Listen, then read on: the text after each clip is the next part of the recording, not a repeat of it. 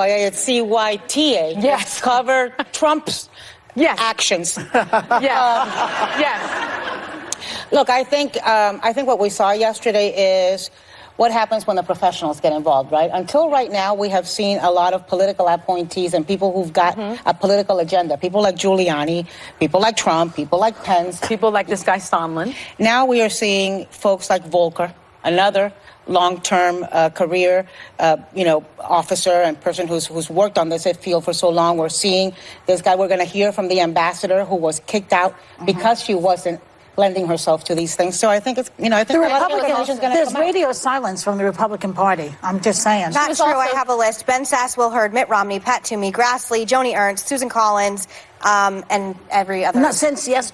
Yes. I knew you were going to say that. That's why I got the list. What Susan Collins have? I want to hear it. What did Susan Collins say? Susan, she's up for re-election she next stated year. that the whistleblower should be protected. Ben Sasse came out saying, hold up, Americans don't look to Chinese commies for the truth. If the Biden kid broke the laws by selling his name to Beijing, that's a matter for American courts, not communist tyrants running torture camps. And it goes on. So there are some people. Yeah, but nobody's saying that he broke the law, that's abuse of power, and he should be impeached. What did Mitt Romney say? Mitt Romney said it's troubling to the extreme. Here's what I don't understand. He said that 2 weeks ago. I'm just saying that to say that no one's saying anything is. I know, but 10 things have happened since then. He needs to update his tweets. I don't disagree. But here's what I don't understand. What more do people that are standing by this need to know?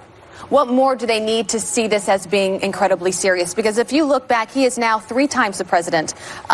Pushed another government to get involved in our elections. July 2016 said Russia should find and release Hillary Clinton's emails. July 2019 told Ukraine to investigate Biden. And then yesterday, he's just doubling down on this. I think he's wanting to prove that Republicans will stand by, not all Republicans, but some will stand by him no matter what. They will, because the base is standing by him. But I was having this conversation with the producer, and she made a great point. She said, how are we going to explain this to people in 20 years? How, when they ask us, how did this pass as being okay when our democracy is in flames and some of these people are sipping their coffees in the morning like everything is just fine? The answer is not a problem. The answer is impeachment. The answer is Congress does its oversight job, which is their constitutional duty to impeach this president for these actions. That is the answer that we tell our children 20 years from now. And that's the answer. But I think that, and I think you've even conceded that to get through the House, that's one thing. But even Rachel Maddow yesterday said she doesn't think that he's going to leave office through that vacuum. Well, then the Senate has to answer to their children and grandchildren. And that they won't, but they don't care. But the problem is nobody's thinking about legacy and nobody's thinking about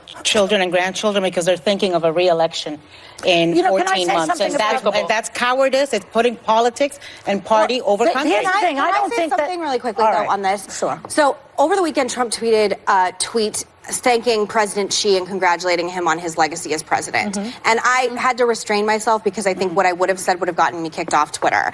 And I never understood why any Republican wasn't supporting the protests in Hong Kong. Because there are people, protesters in Hong Kong that have gotten very violent, trying to bring democracy, and they want autonomy from China. Democracy, I didn't understand that. And then yesterday, you have President Trump going on TV and saying, Chinese, look into, come on, China. I'm sorry, I jumped the gun on this. We're going to do that next. Well, but it'll be clearer for you when you see the clips. You know what? I didn't know that we were doing it next. Yeah, it's all right. Sorry.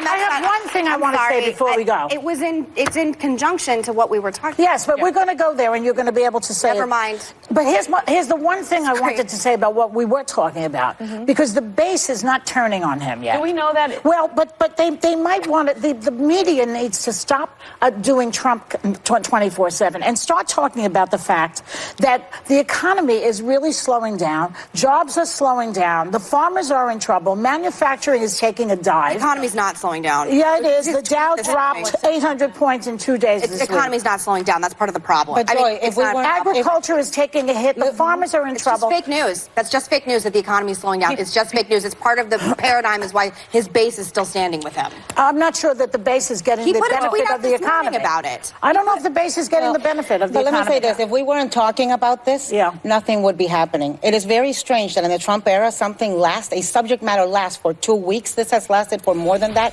And that's the reason we are seeing. They're playing okay, when we come back, wait till you see how Trump is doubling down on asking other countries to investigate the Biden.